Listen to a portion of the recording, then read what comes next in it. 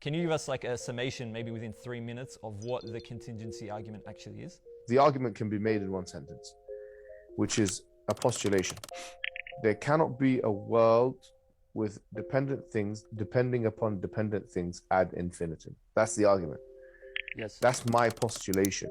If someone agrees with this postulation, then they are invoking a need. The entailment of such agreement or capitulation is the need for a necessary existence or an independent thing. And if they disagree with it, then we have an argument from composition which we make. So this is the basic thrust of the argument. Okay, and so then when you're talking about dependent or independent things, how does one go about understanding what's meant by this? Something which is dependent is something which relies upon something else for its existence. That's different to something being caused by something else. Like, for example, if I cause a house, I can cause a house, but the house can continue to exist even if I die. So if I cause, I can build a house, I cause it. Now, I can cause my child. Okay, no problem. Now, I've caused a child, but it doesn't depend upon me. So in other words, it can outlive me. Now, that child can live on and I'll be dead. So the child doesn't depend upon me, my existence for its own existence. So causation is defined as something which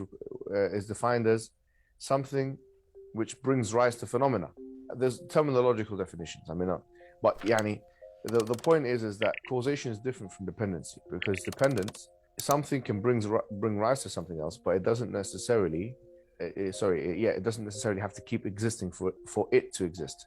Yes. And dependence entails, if we say it depends upon something else for its existence, then it does actually imply continued existence. Like, for example, the sun and the rays of the sun. So the sun, the rays of the sun depend on the sun in order to continue existing. So this is a dependency relationship, not just a causal one. So what we're saying is we're focusing on dependency here. We're not focusing on causation. Although we can make the argument from causation, I don't think there's a problem. But we're for the sake of this brevity and conciseness, we just kind of So then how do you define independence? Is it just the opposite of dependence, or does it have its own definition outside of dependence? Well, independent is something which is self-sufficient. So we're talking about something which is self-sufficient, something which in and of itself requires nothing else in order to exist. And that everything else in this context depends upon it for its existence. Yes. Okay, perfect. So then some might say that the necessary existence, like within this contingency argument, for example, doesn't exactly equal God or Allah. So how does one get from saying that there is a necessary existence to saying that there is Allah without being accused of a God of the gaps type argument? Well, look, there's only so much the argument itself can actually bring you. We're not claiming that this argument is going to give you 99 attributes of God. That's certainly not what we're saying, yeah? Yes. And in fact, we believe that as Muslims, most of the attributes of God are actually found out through the Nas, through the textual proof, which is the Quran and the Sunnah.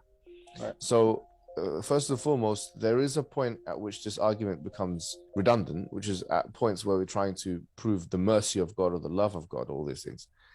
There are certain attributes which can be proved from first principles, like we said, pre-eternality, post-eternality, will.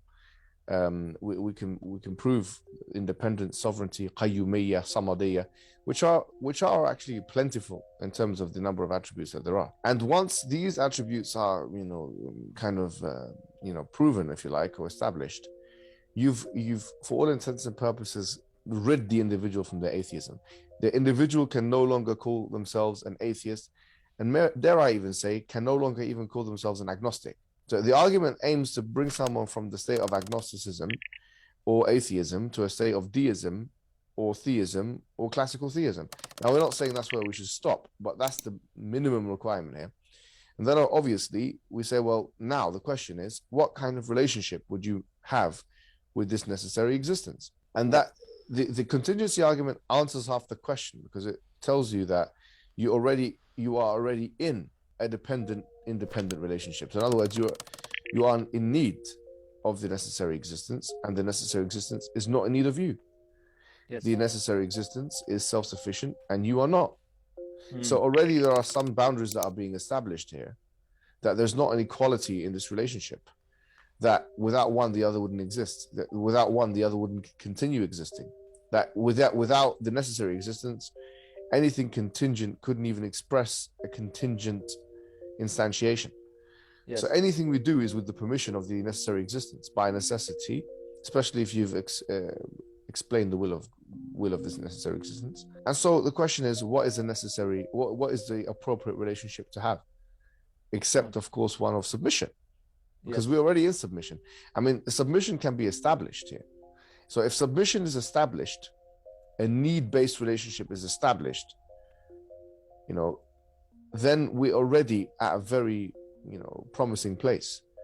Yes. In which case, all that is really left to do, you've got all these attributes of God. You have the attributes of God, like the will of God, you've got the pre-eternity of God, the post-eternity of God, you've got the self-sufficiency of God, you've got the oneness of God, which, to be fair, needs a separate argumentation, which is that Allah did not have a son and that he doesn't have any ilah with him, any God with him.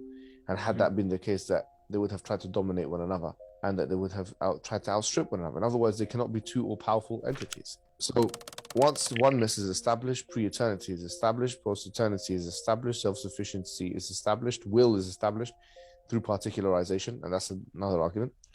These are all different arguments we put.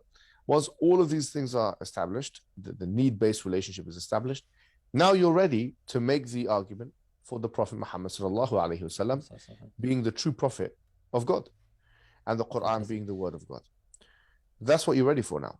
And ipso facto, anything that comes from the Quran, therefore, is true. Yes. Because if the Quran is true, then anything that comes of Quran in the Quran, especially in reference to who God is true.